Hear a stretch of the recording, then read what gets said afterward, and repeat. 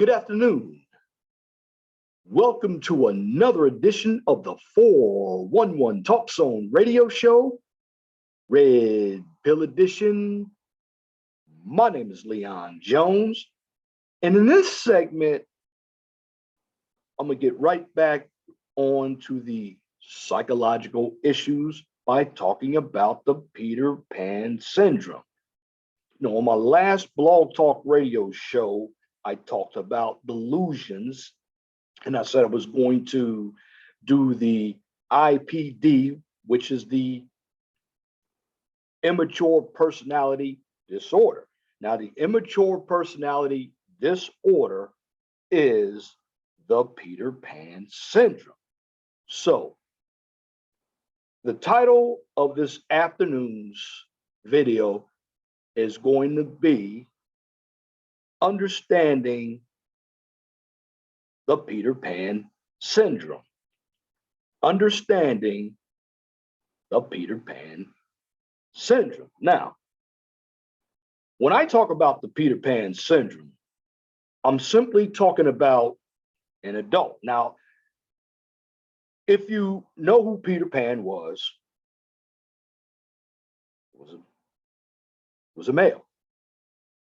Now, there is a female version of the Peter Pan syndrome. There's no name attached to it. So I'll just put males and females together, because when I talk about the Peter Pan syndrome, I'm simply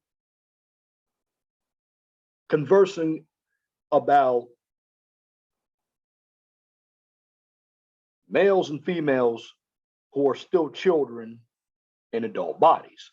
In other words, you have adults who haven't grown up. Now, there are reasons why some adults haven't grown up, because you've had mothers who have had the Wendy syndrome. Now, the Wendy syndrome is what we call the helicopter parent syndrome, where it's usually the mother.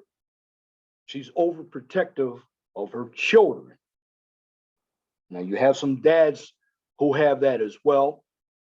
And let me formulate it so I don't sound hypocritical. The Wendy syndrome is where you have parents who shelter their children. But when those children get let out of the cage, they become rambunctious. But getting back to the Peter Pan syndrome, when we deal with the Peter Pan syndrome, we're basically dealing with children who remain children in adult bodies. And this is why you see a lot of children who are living at home. And if you compare a 25-year-old of 40 years ago to a 25-year-old today, you'll find there is a difference. Now, the big difference that I see is you have a number of parents who are trying to get their children to like them, so they'll give their children whatever they want when they are younger. When you are a parent, you're supposed to give your children the basics. And when the children get out in the real world, they're going to have other influences, whether positive or negative. Now, when we talk about the Peter Pan syndrome, let me share my screen right quick.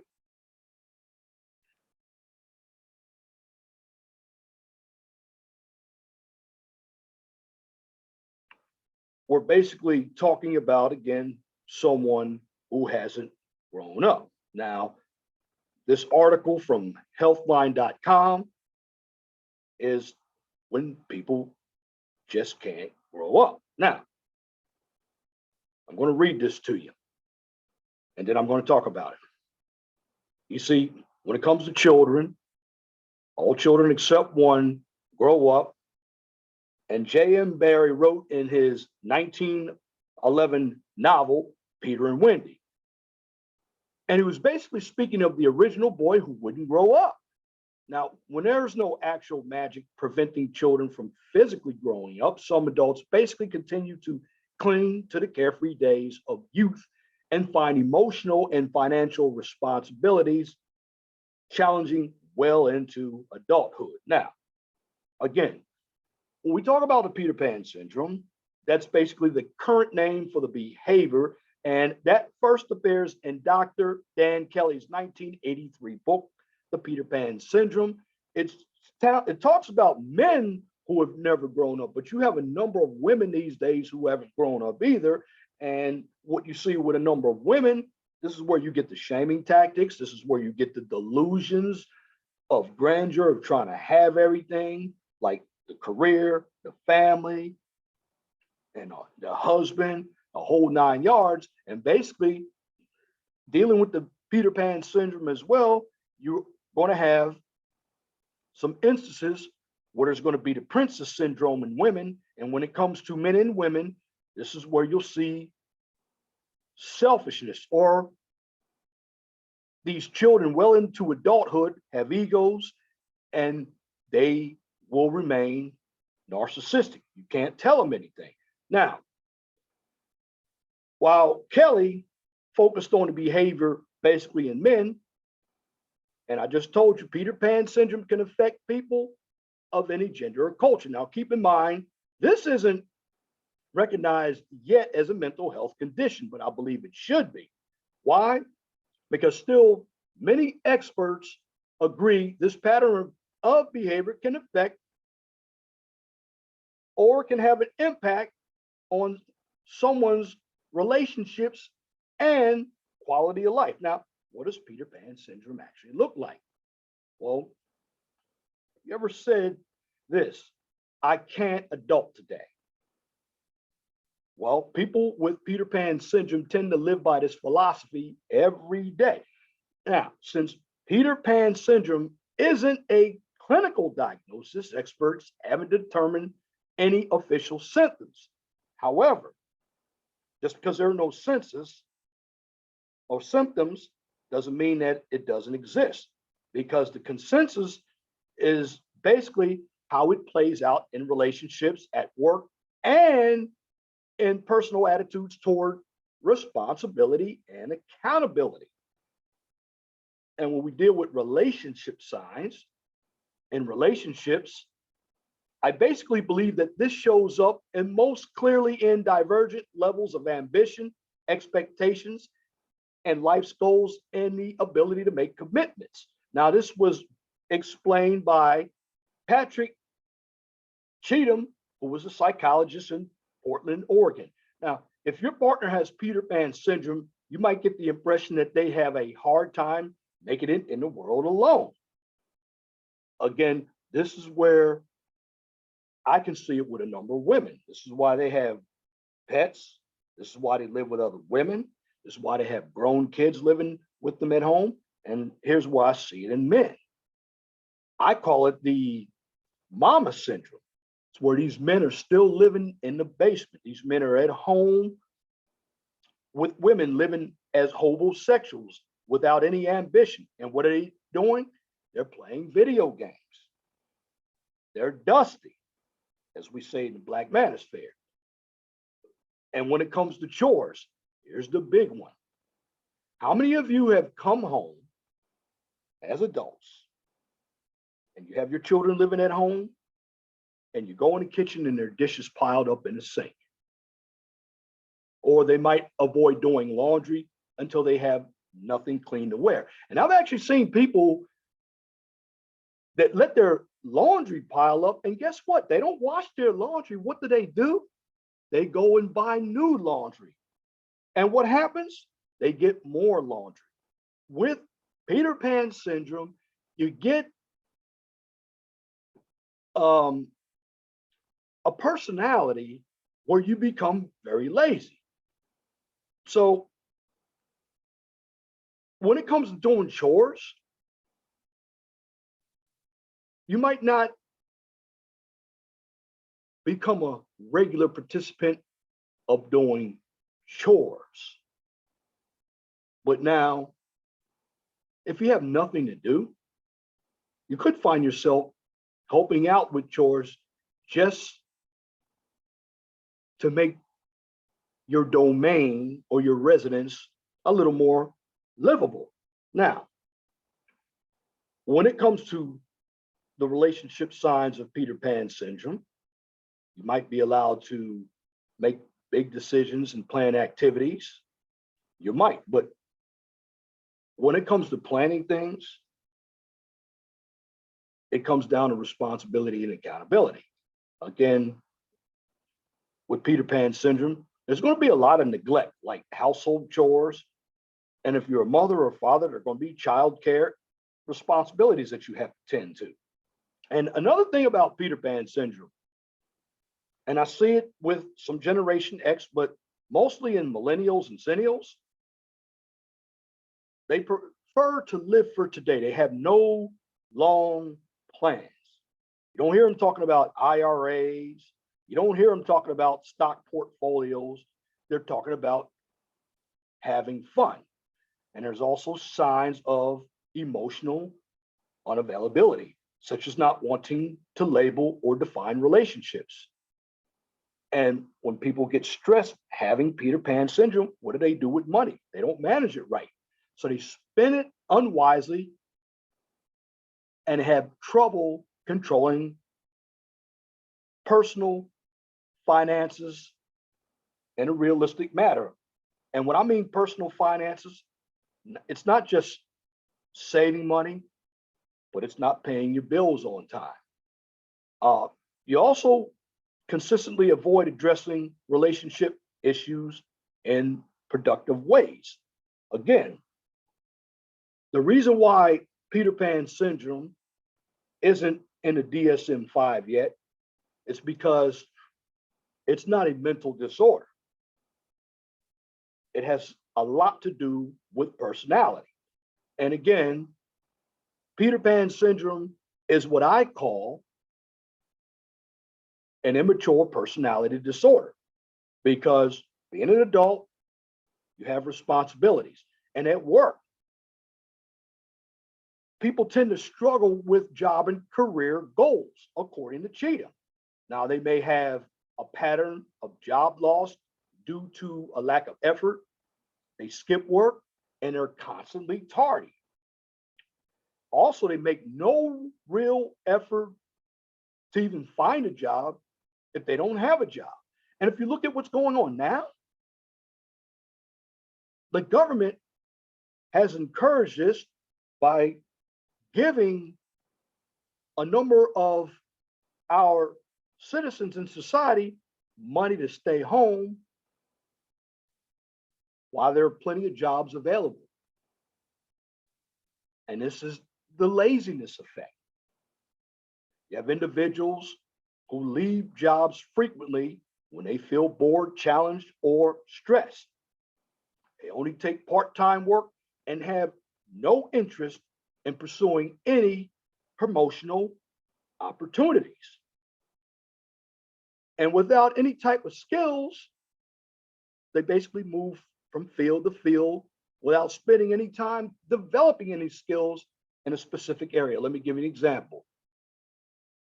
When you find people moving from fields to fields, there could be individuals who are in unskilled jobs, like working at McDonald's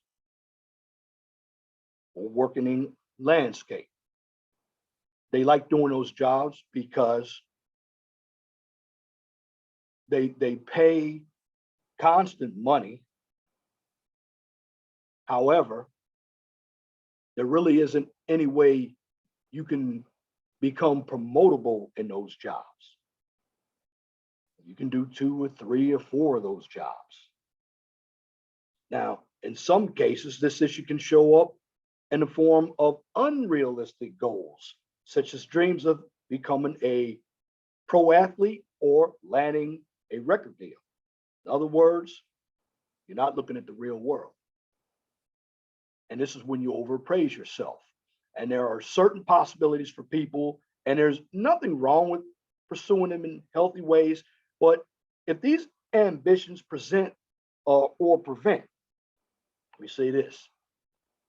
When you have ambitions that prevent success in other areas of life, it may be time to consider more realistic options. Also, spending dreams or illusions as reality without making any real effort to achieve them. That's a big part of Peter Pan syndrome. And let me give you some examples. When we deal with social media, I believe social media has taken the weak amongst us, the lazy amongst us, and it's created a platform for them to raise their self-esteem. Because with social media, you're basically looking at pictures of someone that you'll never get. It's almost like becoming an actor or an actress overnight. You get a lot of attention on social media, and then you have a narcissistic personality. And when it comes to social media, you have a number of individuals on Instagram, even here on YouTube. They take what they learn or what influences them on social media and TV, and they try to utilize it in the real world, and they become disappointed. Why? Because it's all virtuous. You're basically having a dream that very little people will be successful in, because there are a lot of individuals doing it. And I know with social media, that creates the Peter Pan syndrome, because if you are really good, there's going to be a lot of money involved. And when it comes to the big thing, attitude, mood, and behavioral signs, people with the Peter Pan syndrome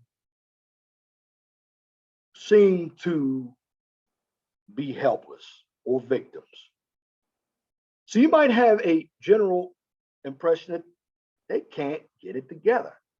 And you're going to notice a pattern of unreliability and flaking out, oversensitivity, or I call it shaming or emotional outbursts when facing stressful situations.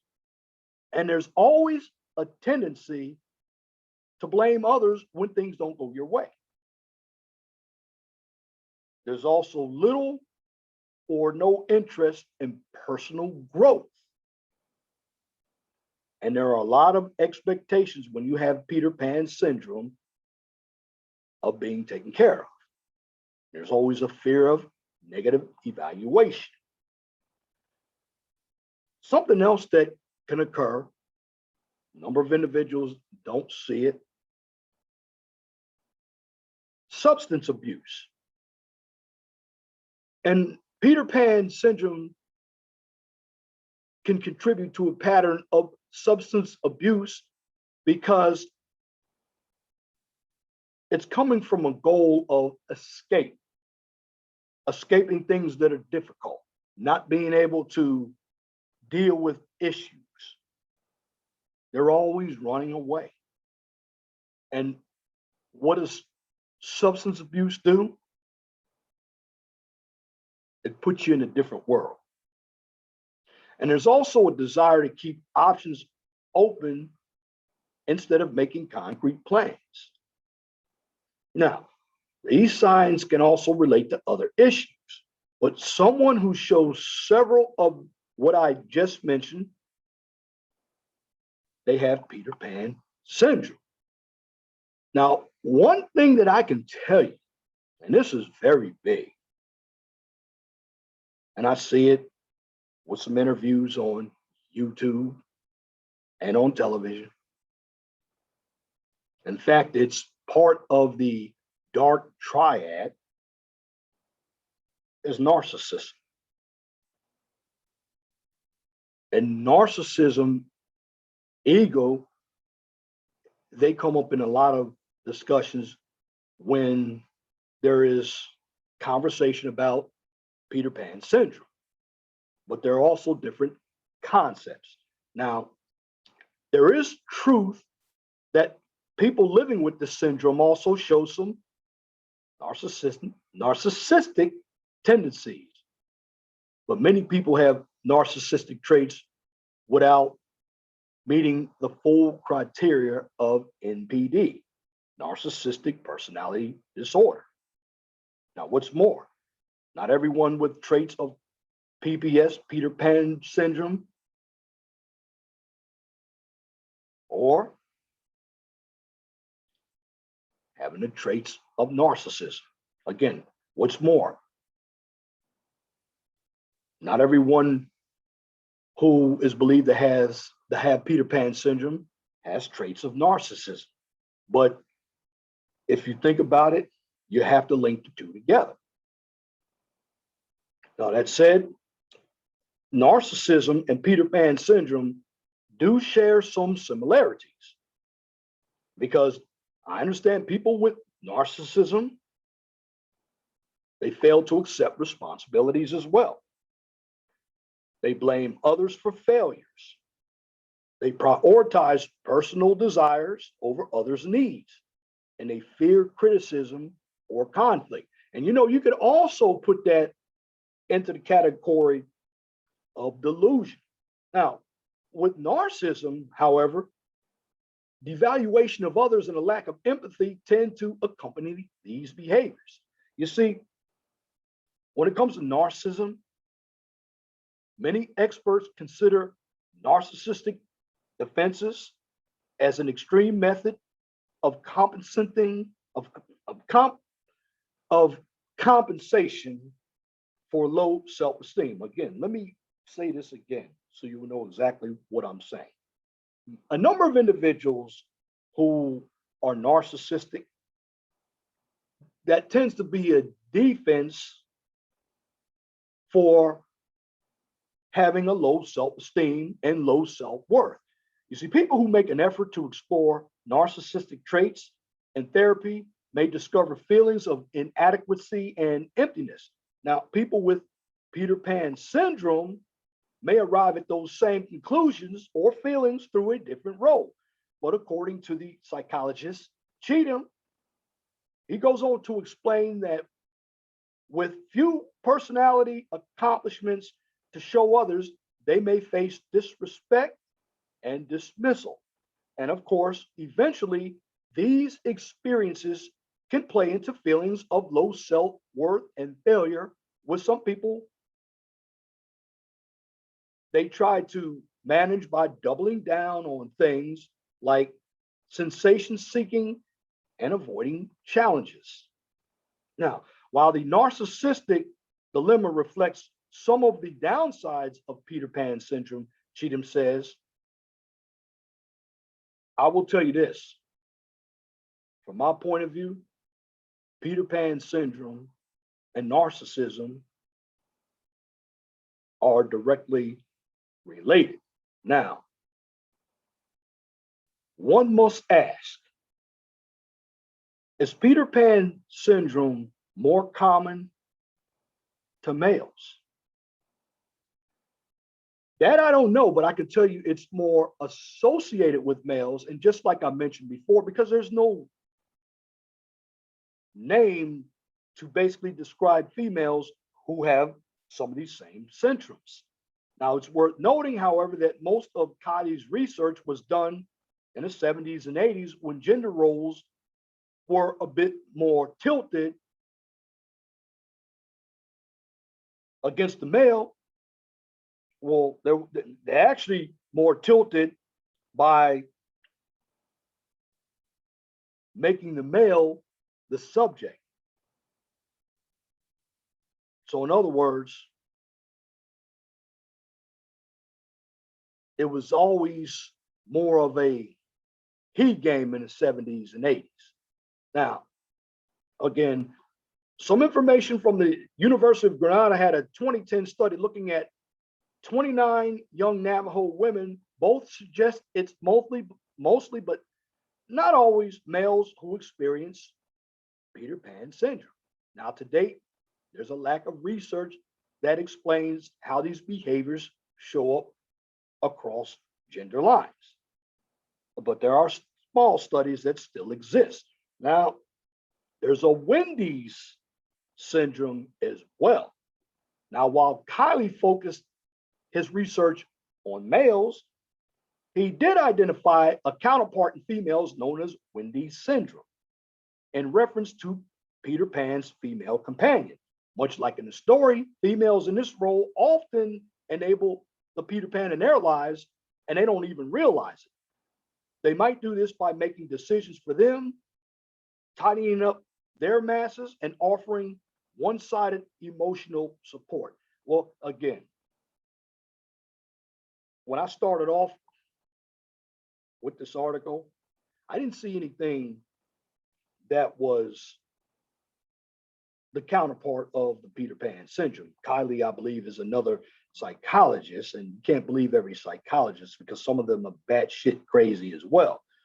However, when I equate both genders today, I see that there's narcissism on both sides.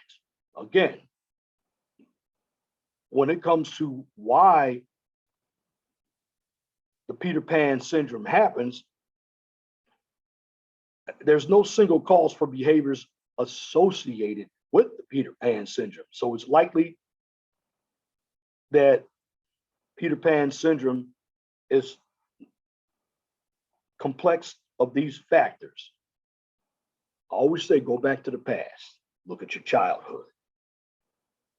Because certain parenting styles can result in people who didn't learn adult level life skills, and they're canny at avoiding responsibilities and commitments, and overly focused on sensation seeking and hedonism, and a romanticized freedom and escapism. Now, that's what Cheatham says. However, those who have Peter Pan syndrome often have overly protective, or they have permissive parents. These are two pretty different parenting styles. Now, a breakdown starts like this with both types of parenting. You see, when you have parents who are overly permissive parents don't set any boundaries on your behavior. So as a result, you grow up believing that you can do whatever you want to do. Now, when you did something wrong, your parents took care of any fallout and protected you from blame. So you never learned that certain actions have consequences. And if they took care of your financial needs into early adulthood and never expected you to work for things that you really wanted, you may not understand why you need to work now. And also, you're not going to appreciate anything because you didn't get it on your own. Now, when you have protective parents, on the other hand, can make you feel as if the adult is frightening or the adult world is frightening and full of difficulties. It is harsh out here. The world doesn't owe you any understanding. There are a lot of challenges, competitions in the real world. And protective parents may encourage you to enjoy childhood, but they fail to teach skills like budgeting, housekeeping, or simple repair skills and relationship maintenance behaviors. Again, there are a number of males out here who don't even know anything about changing a tire or checking oil. And what parents do, and this is where you get the grown children living at home. Parents want to prolong your youth so you can avoid getting out on your own, being adults. And what this is going to do, it's going to lead you into what I call teenage adulthood or adolescent adulthood. And you're going to have it so good at home, you're not going to want to leave. Therefore, when you get out in the real world, you're not going to be ambitious about a job either, because just like your permissive parents, your protective parents, they're going to do things for you as well. And in both situations, I see that the intent is good, but I also see that the parents are trying to get their children to like them as well. Now, be some pushback on that depending on how we define protective parenting and permissive parenting. But I do see from my generation, Gen X, there's a lot of protective parenting and there's a lot of permissive parenting because for the most part, my generation, Generation X, we were what you would call latchkey kids because both parents went to work and we basically had to fend for ourselves. And we did not want to hold our children to the same concepts. But in the end, it really hasn't worked. Now, when it comes to economic factors, Cheatham also points out that economic hardship and stagnation can contribute to Peter Pan syndrome, especially in younger generations. Now, in other words, adulting might be a bit harder than it used to be. Now, again, I believe it takes more motivation, more hustle, social skills that guide a career than it did in the past. I do believe that. But there's a lot more information and opportunities out here if you take advantage of it. Now, there was a movie that was made in Baltimore. Matthew McConaughey, Kathy Bates, and Terry Bradshaw played in it. I did a video on this a long time ago. When you have the Peter Pan syndrome, you also deal with the failure to launch. Now, Matthew McConaughey was a grown man.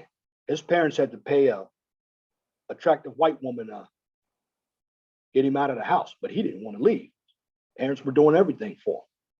But when it comes to failure to launch, a 2013 report generated by Georgetown University suggests that technical and structural changes in the American economy make for a more jarring transition between adolescence and early adulthood.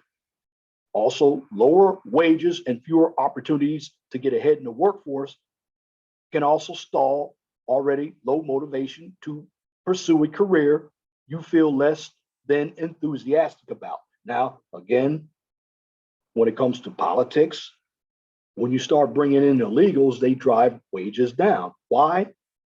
Because they will work for anything. And also, you have a lot of college. Okay.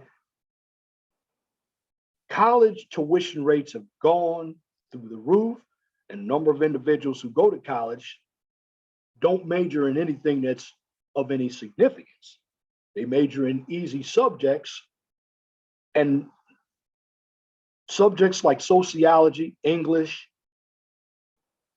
psychology, unless you have your own business, anthropology, sociology,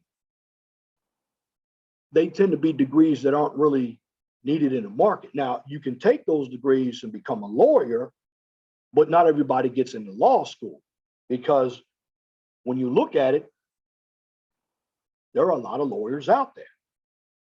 So again, when it comes to college tuition rates that have outpaced inflation have created added financial stress and anxiety, which some people attempt to manage by avoiding financial responsibility entirely.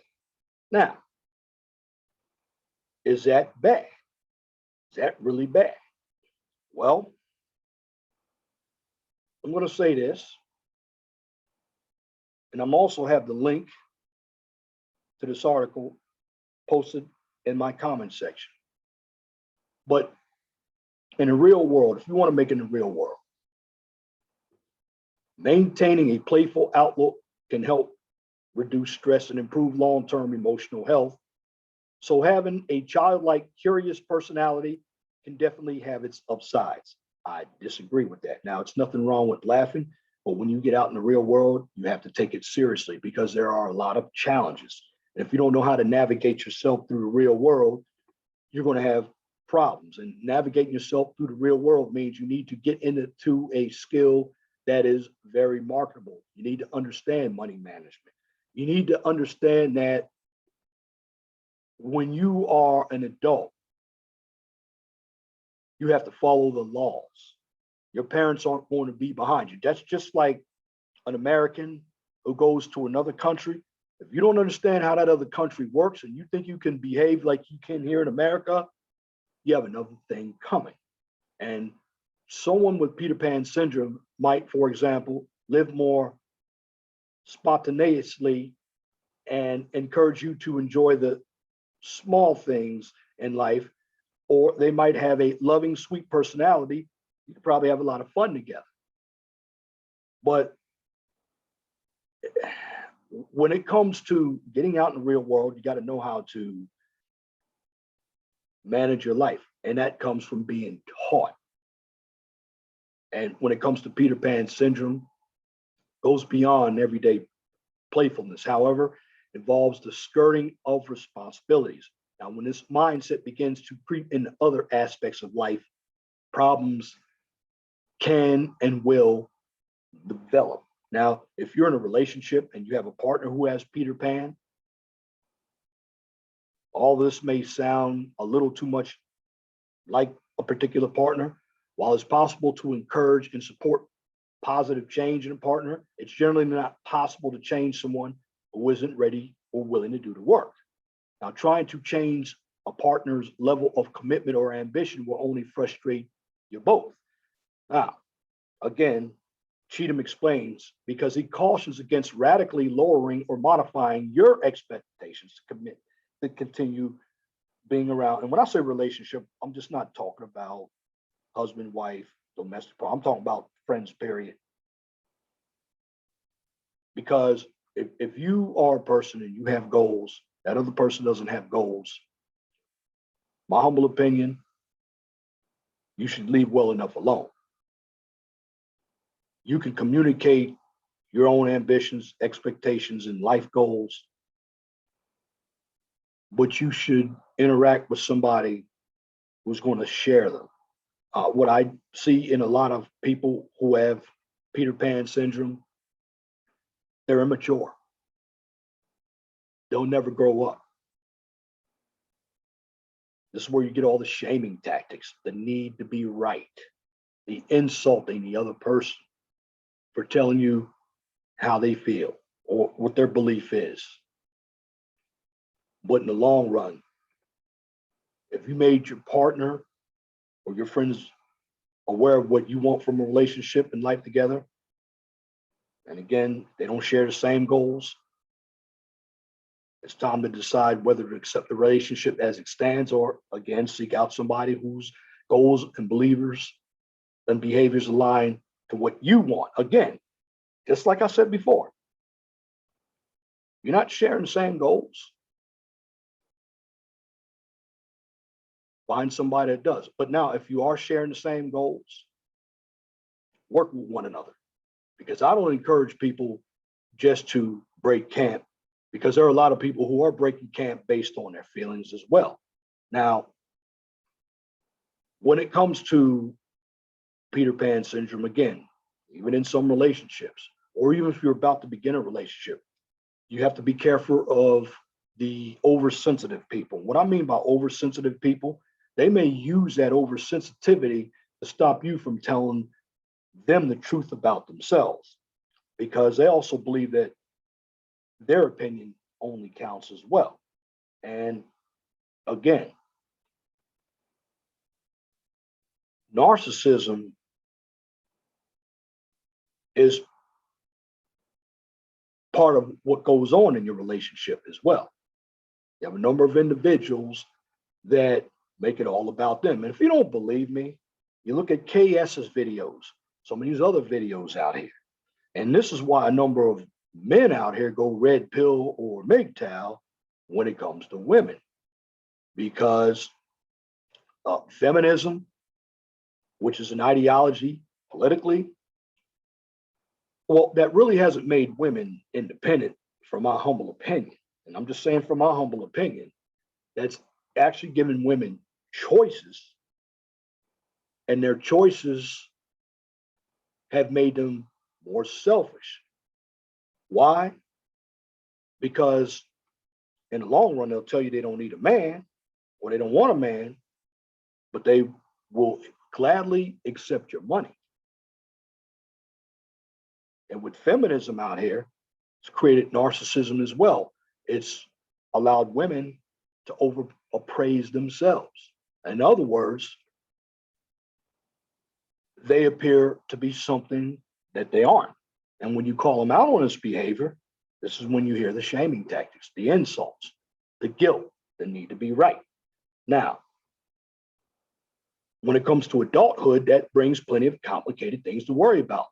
Of course, we talk about relationships and parenting, but college, student loan payments, joblessness, and more.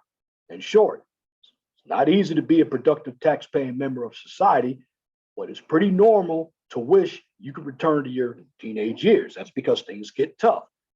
But when your primary responsibilities were biology exams and watching your little sister, there's a problem with that. That means you had no ambition to go out and do something for yourself. So if you realize you tend to avoid necessary parts of adulthood, like finding consistent work or taking care of your errands and chores, it's important to understand why. However, it can be certainly possible to make changes on your own. Failing to identify the factors. Again, when you have a problem, you have to understand that you have a problem. And when you identify the factors, playing to these patterns can set you up to fall right back into them.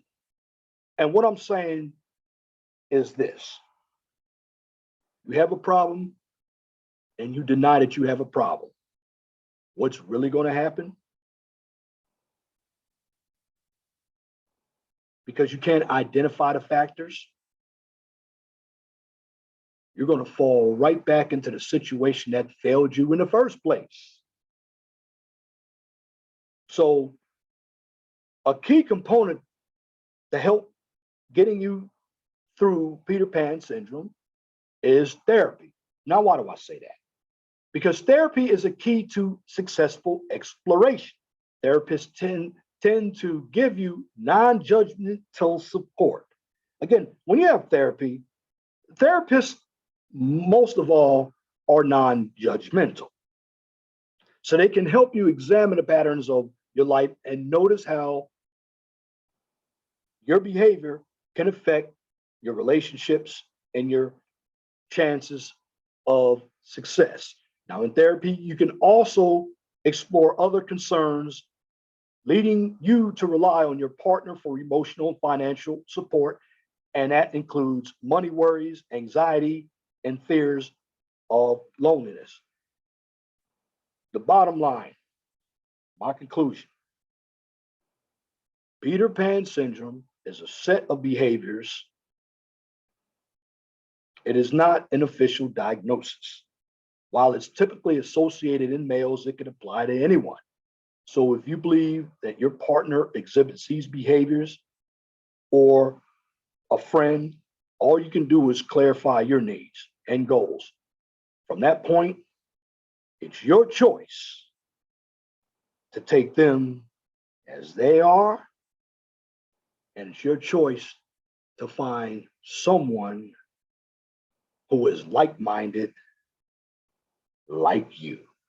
And that's my commentary for this edition of the 411 Talk Zone radio show right here on YouTube.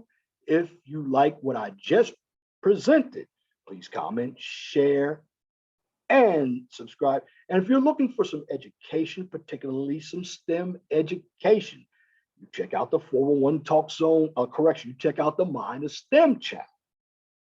On that channel, I give you a daily dose of science, technology, engineering, and math. Now, yesterday, I put up 4 brand new videos. They're very interesting. I talked about infrastructure that's critical, or I call it critical infrastructure, SPC, which is statistical process control. I talked about computer programming, and I talked about the disciplines of engineering. Very important if you want to get into STEM.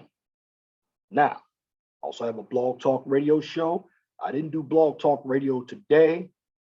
I normally would do it with Zoom, but I do have a guest calling number for that show. It's 215-383-5785. And if you cannot find me on YouTube or Blog Talk Radio, you can simply check me out on Twitter, MeWe, and Parler. And at the bottom of my YouTube videos, I have the Cash App link. I'm not asking you, but if you want to donate, hit the Cash App link. It's $LEJ 0102-1965. And in the end, I'm going to leave you with this. Be blessed for what you have. Don't worry about what you don't have. Always know that the sun rises in the east and sets in the west. And when it comes to this video, if it doesn't apply, let it fly. But if the shoe fits, wear it. If you don't like the shoe, change it. Again, when we deal with Peter Pan syndrome, we're dealing with basically, once we put everything together, a failure to launch syndrome. This is why we have a number of children in our society who are still living at home. And we have a number of adult women who are living with their grown children, living with pets. A number of them are sensitive. They love to give you shaming tactics, call you names. They want to shut down the debate. They want to shut down what a man is saying because they can't refute it. It's because they're childish. The Peter Pan syndrome basically offers up a immature personality disorder. Again, Peter Pan syndrome has not been officially put in a DSM, but it is a disorder, in my humble opinion, a behavioral disorder, because it tends to lead you to narcissism, delusion, immaturity, princess syndrome. It makes you very erratic in your thinking. You're not thinking logically. You're extremely emotional, ultra sensitive, easily offended. And in the long run, if you don't take care of that Peter Pan syndrome while you're a child, you're going to suffer that when you become an adult, and you're going to be hard to deal with. And that's what we see out here in the real world. And once again, thank you for listening to this commentary of the 411 Talk Zone radio show here on YouTube. Till next time, my name is Leon Jones. I want you all to have a wonderful and gracious day. God bless you. I'm out.